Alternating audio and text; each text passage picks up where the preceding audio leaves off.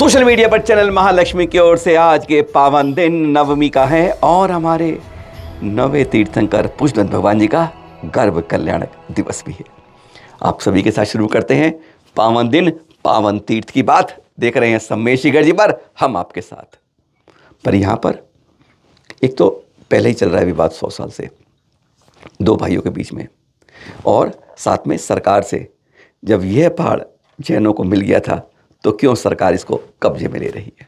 बात यह हो रही थी, सरकार मुआवजा दे रही थी, नहीं मुआवजा नहीं चाहिए, हमें केवल अपना तीर्थ की जगह चाहिए। हाँ, बात ये थी। पर अब जो विवाद हो गया है, अहमदाबाद की एक जैन संस्था है श्वेतांबर भाइयों की ज्योत संस्था, उन्होंने अभी कुछ समय पहले हाई कोर्ट में याचिका डाली थी कि जब हर कोई जानता है, सरकार भी मानती है, सब जानती है, पवित्र स्थान है, शाकाहारी स्थान है, ऐसे पवित्र स्थान पर जहाँ अहिंसा की बात होती है वह हिंसा का तांडव क्यों होता है।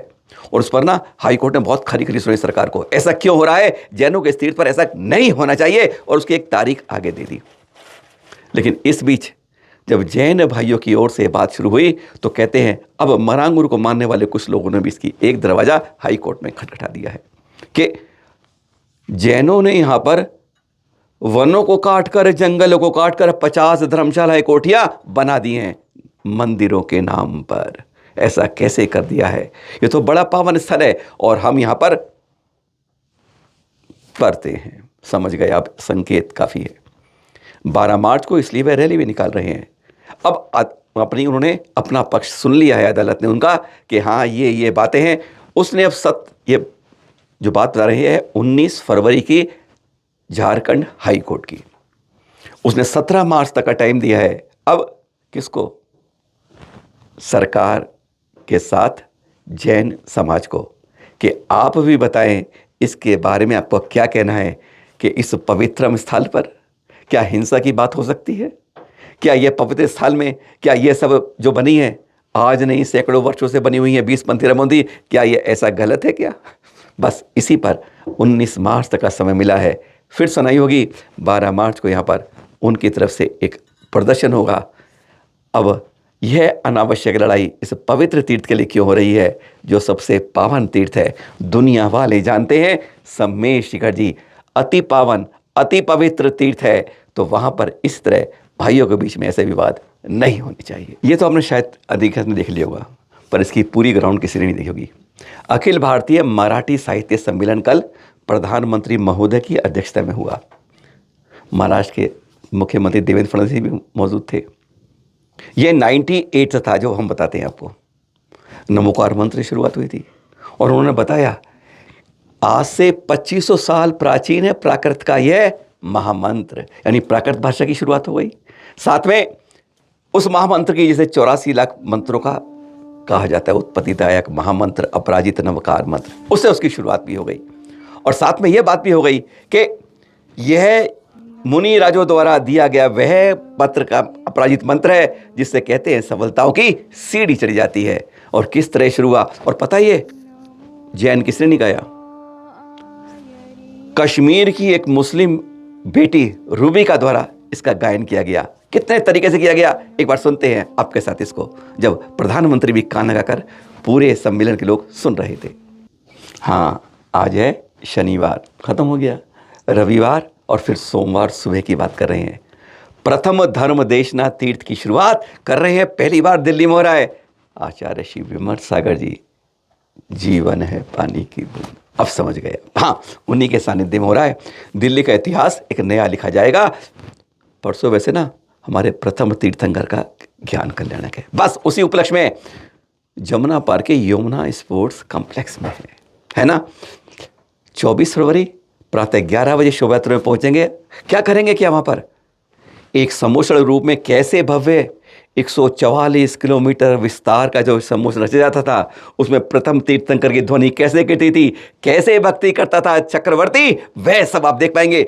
2400 दीपों से महाआरती, बहुत कुछ होगा। दिव्य ध्वनि कैसे, पुष्पवृष्टि कैसे, दिव्य ध्वनि, सब कुछ ऐसा मिलेगा जो दिल्ली का इतिहास पहली बार दिखेगा।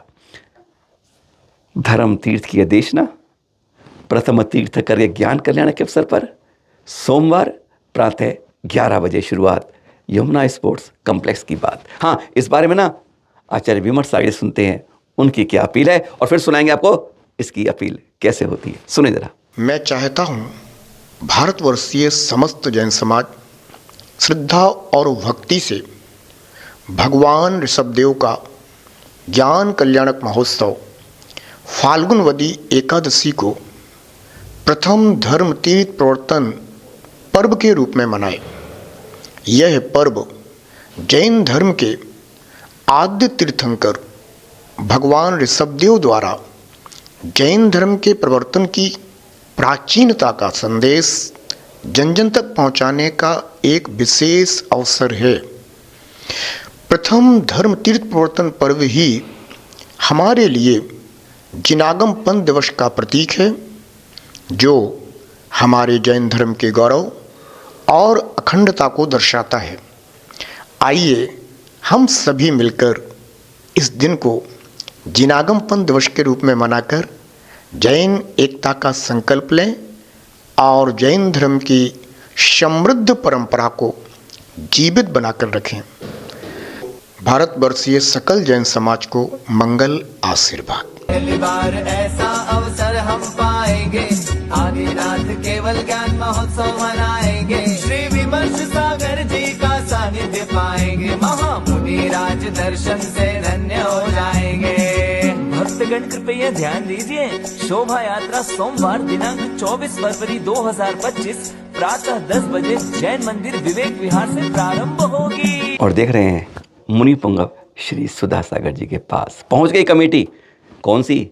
तीर्थोदय की। कौन सी? गोलाकोट की। एक बार जाकर देखिएगा, सब भूल जाएंगे कि वहाँ क्या सुविधा नहीं होती है, क्या होना चाहिए, कैसी मिलनी चाहिए। सब कुछ एक क्लास, इको फ्रेंडली, बहुत कुछ। चलन महालक्ष्मी टीम वहाँ को देख चुकी है। और अब 16 अप्रैल से 21 अप्रैल वहीं पर होगा गुरुवर के सानिध्य में महापंचकरणक। बस इस कमेटी ने यही श्रीवल चढ़ा के तो निवेदन किया, कहते हैं अर्जी इनकी थी, मर्जी गुरुवर की थी। बस हो गया लगभग फैसला। 16 से 21 गोलाकोट पहुंचिएगा। दिल्ली के एसके जैन जी है ना, उनके सानिध्य में गजब का तीर्थ बन रहा है। बन रहा है नहीं, बना हुआ है। अब महापंचकरण से कहते हैं उसको और बड़ी एक ऊंचाई मिलेगी।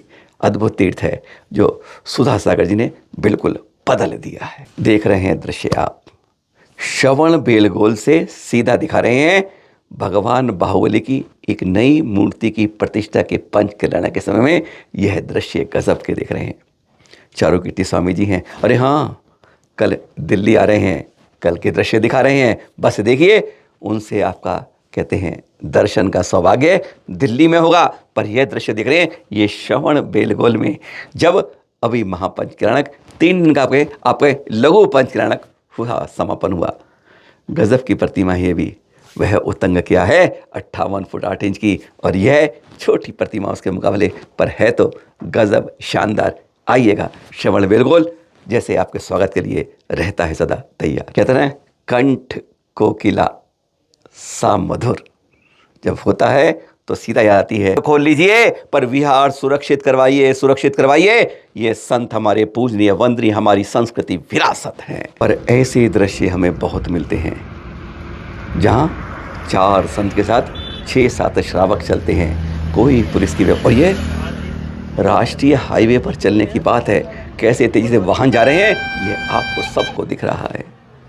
बार बार जोड़कर निवेदन हाथ करते हैं कि क्यों इस तरह के विहार से पहले पुलिस को सूचना नहीं देते हैं। जब सरकार तैयार है सुरक्षा देने के लिए तो हम क्यों पीछे पड़ जाते हैं, हम क्यों रह जाते हैं। आज इन विहारों को देखकर कहीं ना कहीं लगता है कि चूक तो हम ही लोग करते हैं।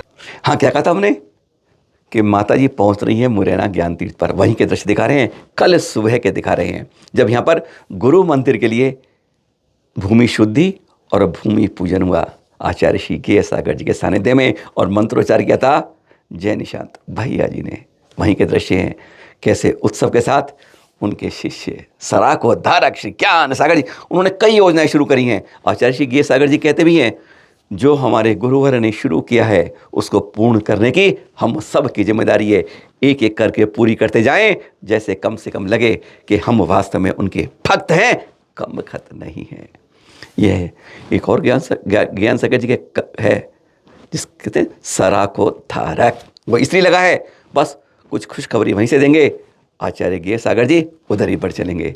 मुरैना उन्होंने आज छोड़ दिया है, बस जा रहे हैं पूरब की ओर। कब क्या कर रहे हैं बताएंगे बाद में। पर हाँ, यहाँ पर 6 मार्च को 3 शिखर वाले 3 वीर्य वाले का शिलान्यास होगा। यहाँ पर गुरु मंदिर का शिलान्यास होगा, यानी आज जो शुरुआत हुई है उसकी बाकी कसर 6 मार्च को होगी। तारीख नोट कर लीजिएगा, आइएगा ज़रूर। फिर मिलेंगे आपके साथ कुछ ऐसी ही खबरों के साथ, नई जानकारी आपके पास सदा सुबह शाम 8 बजे। आप सादर जय जिनेंद्र के साथ।